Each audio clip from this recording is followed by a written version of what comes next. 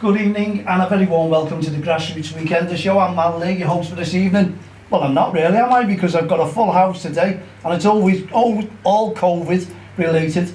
Everyone's in a space, everyone is enjoying themselves, and we have Oliver, Jayden, Connor and Dan, and we have Wayne in the background, but you're not going to see us, you're going to see our young commentators, because these are going to be our future, plus more, future expertise on commentating with our interviewees. And we've got plenty, haven't we, Wayne, coming up? Yeah, got all kinds coming up. Just a little discussion today of what's been going on over the past, it seems like a lifetime, doesn't it, since we had the Super League drop. Oh, yeah. Super League announcement. So we're going to discuss a couple of topics today. First, we're just going to get straight into it, is the obviously past weekend was all about the Respect campaign. And I know some of you were out there on the pitch playing, but also then after it getting good photographs and showing that respect to the referee and including the referee. So does anyone want to have a little chat about what you got up to in the weekend? Yeah, me. I played footy and then Mal was there as well. He said I was one night, yeah. Saw me and played. Is it good to see him on the touchline? Yeah. Well, who ended up on the photograph? Oh, yeah, so we saw you in the photograph, didn't you? So how did that come about, the photograph of the referee? Just go over and... He was like doing stuff and I didn't know what he was doing. He was just like talking to the manager and he came over and he just said to do... There was actually medals, wasn't there? Yeah, medals. To the referees for the work that they do on the touchlines. Like a thank you, Respect 2021 medals, which I tell you what, honestly, everyone are after them. And I must admit, we'll have to look into them a little bit more for next year there, Wayne. Yeah. Plus the t-shirts. What did you think about the t-shirts? Anyone saw them? I really like them. Yeah. Those t-shirts are the ones that the Premier League referees and the officials were all wearing during the warm-ups last week at all the Premier League games, which we were amazed. And what they've done, the Premier League have sent me some images which I can't share on social media, only for the simple reason as they're all protected. But when you come into the studio next time, I'll show you them. And it just shows you that these referees are only human and want to take part, because the poses were magnificent in the t-shirts. They were brilliant. All having a laugh. Catwalk probably. Oh, I'll tell you what, mate. The only ones that were missing was Michael Oliver, obviously, for the game that was abandoned. Yeah, we'll come to that. Okay, well, we've got that down. So I don't want to take over the show. I want to leave it to the young commentators and Wayne with a few questions, no doubt, Wayne. So was you out there, Connor, on the weekends? Yeah. What days? What days? Both days, brilliant. Both the tan as well, haven't you? And so how did you get on then? What score did you get on? I think we won both games. Won both games. Yeah. What was the referee like then? Good. Good? Yeah, did you get a picture with him? I couldn't. You couldn't get a picture with him? Okay, that's cool. So just on referees, have you ever seen anyone be bad to a referee? Have you ever seen anyone shout at everyone? What happened when you saw it? It was an actual football game, and the ref just like fell over, and they gave a red card to someone else, and all the players was going over and trying to like kick him and all that. Really? Yeah. In a match? Yeah, in a real match. Wow, and how does that make you feel? I'm just watching something like that happen. I was just confused why they were doing it. Yeah. Like, I get it, like they were angry because it was a red card for no reason because the referee just fell over. They didn't have to kick him. No, it's a They very just good had point. to like tell them what's the point of it. So would you see that? Let's say that as crossing the line then? Yeah. Definitely. Do you see anyone else see anything bad when it's happened to the referee? We don't really have a referee, but whoever's the closest to like the incident, we just go off their thingy and then they'll just get angry at just their decision. At the decisions? Yeah. And football's a passionate game, isn't it? It's a game that obviously gets the passions and the flair. You're going to have that. But I think if we continue to do bad stuff to referees, what will happen, do you think? Just all the referees will go. We'll go, and then what will happen to football? Nothing to do. No football. So they're probably the most important people in the park, really, aren't they? Yeah. Because they keep the game flowing, they keep it fair, they're there to be fair, and they're there to help us play. Because without them, it's just a kick around in the park, really, isn't it? With no rules, and anything can happen. You could have 15 against 4. You could have people Broken kicking, legs. broken legs, and stuff like that. So it can all happen. So obviously with that, just moving on to the event, what happened on Sunday, I think Yeah? it was, yeah. Okay, so let's move forward a week before that happens. Why do you think what happened on Sunday happened? Is it because the week before the Super League, or do you think it's something else? I don't know really. I think it was a little bit about it, but it was more about Man U at first wanting to do it Yeah. and then pulled out when they realised what everyone was doing. The Super League, you mean? Yeah, yeah. So, what's your view on the Super League? Should it have happened, or should it have not happened? I don't really get it because it's loads of big teams just taken out of their normal league. Because it's like the Champions League, Yeah. just for like no place to win. Because like there's no point of you just get into it. There's no like challenge to get into it. Very good point, yeah. Anyone else got anything on the Super League? Just so wrong because they just want money. Like it's, Just want money. It's not about the clubs and fans. It's just the money, and then there'll be no Champions League, no Europa League, and then like all the players who went to the Super League will be able to play in the like World Cup and. Yeah, that was a threat, wasn't it? So what teams do you support, Colin? Everton. So obviously you wasn't part of that. So as a fan, if the Super League happened, obviously the Champions League would collapse. What does that mean for you then, as a fan of Everton? Don't know really, no competition in No. the league. So what would you win then if you win the league? Nothing really. Nothing. Just a cup. Is that fair? No, Yeah, I don't get that. because if you win, you get to the Champions League, and then if you win that, you get another cup. Yeah.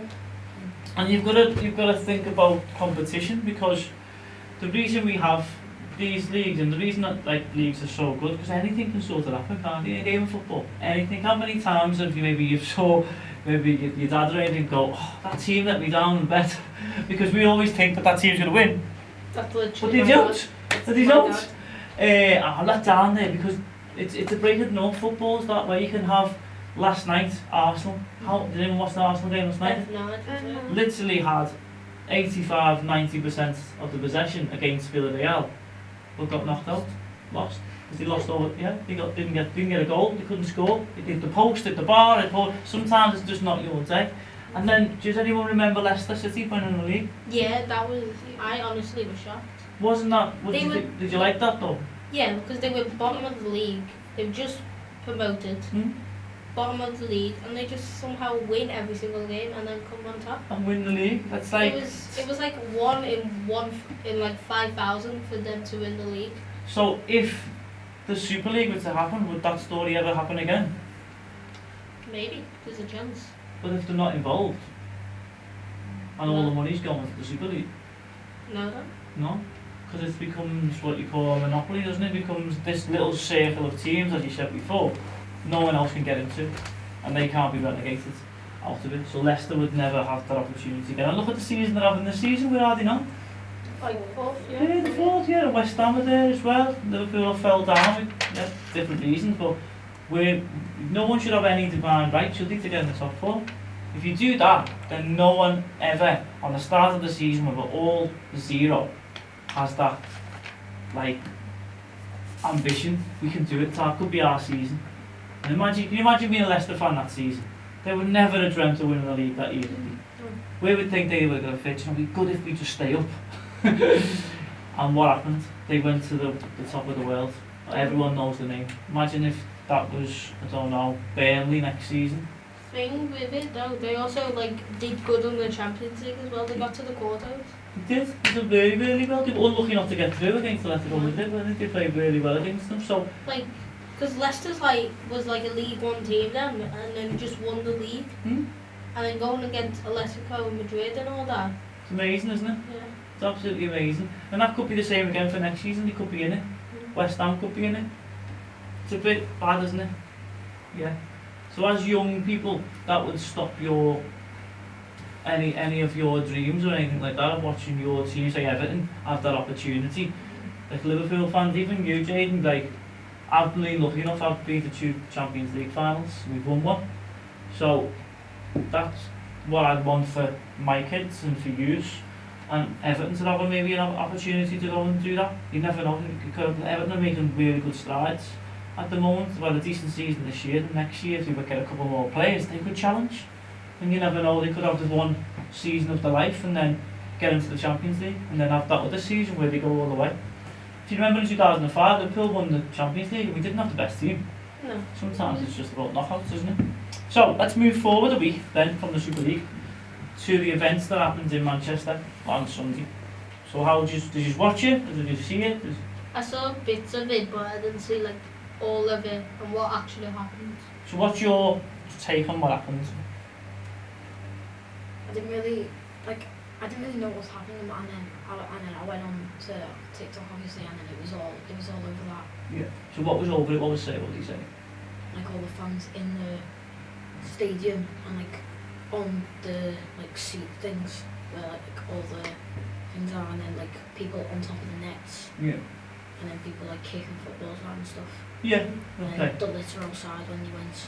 Yeah. Well, that's like last day. It's not good for football though, is it? No, it's not good. You know, because I think everyone was looking for one massive match. There was a lot to play for between the two teams. Everyone was gathered around the telly, not just ourselves, but the whole world. Yes, they got the point across, but surely, my honest opinion is, They could have done it after the game. well, Well, not even that. I think if they'd have waited till next season and they've got that many fans behind them, why did they not just protest and not go to the game? And I know Man United will probably say we could fill the seats anyway, but if season ticket holders didn't go, they're not allowed to fill their seats because they've already paid for those seats. So Yeah. there'd be a lot of empty seats at the stadium. Why can't they protest like that? Okay, it's a good point. Do you agree with Mal, or do you think that it was the right thing to do? I don't think it was good. You don't think it was good? Mm. So I do think it was good. I thought it was the right thing to do, but you always got to attract plant pots. You're always going to, and that doesn't go for football. That could go for the Black Lives Matter movement that happened. That could go for the marches against lockdown. That could go for people being suppressed. And that one that went on in Bristol about the freedom of speech. And then there was a gang that come from London just for a fight. That's always going to happen. For me, People will travel. of course they will. There'll always going to be people that will go and cause trouble. I thought it was well organised, but you just got them plant pots, I like to call them, who were sort of coming along and wanting to go and cause trouble. For me, I can understand to the point where you could wait, but it's still raw. And I think with Man United, they've had 13 years of its club getting drained. It hasn't just come from today, has It it? could have happened to Liverpool, but I think that would be a different story. no, it's happened, hasn't it? We had the owners, and there was a difference in the way those owners got out. Other people come in and bought them. Are they prepared to sell? Have they not had the right offer? We don't know what's happening in the finance office, do we whatsoever? We don't know what's going on, but I think the owners should really come out and talk to the Man United fans. Are they prepared to sell? Would that make the fans happier if they got a good deal out of it? And they will do. It's Manchester United, for God's sake. Yeah. So it leads me on to, like, what do you think fans should have a voice in what happens in your local football club? Well, I feel like they should, but don't at the same time. Okay. Why don't you then? Why don't you think Because you should? they are the owners of Man U, and they're just like fans who people like that supporting. Yeah. They don't really they don't have like lots of.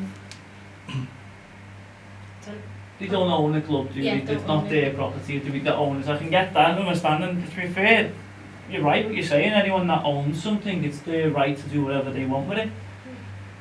I think football clubs are a little bit different on that because there's such the community roots. They go, like, if you take Liverpool and Everton out of Liverpool, what have we got? Nothing. I mean, as a beacon, yeah. So we've got other stuff, but there's such a draw around here and support, and also for people's mental health to get out of the house and go and enjoy something. People live for that team. They literally live for the team. You know what I mean? And kids look up to as their idols. But it's not just Liverpool. You've got other teams. You've got lower down teams. So you look at Tranmere. You look at Tranmere Rovers over there, and that's like a community. It's a real community. That if you take Tranmere Rovers out of that would affect the whole of the Wirral. Same with like Bolton, and basically and things like Bury. Like we lost Bury, and that whole community dropped. Like there was people that lost their jobs and stuff like that. So my point on it is, if we had that, say Jayden in the future was on board at Liverpool as a fan, you can then speak and be part of the decisions that would affect the club. Do you think that would work?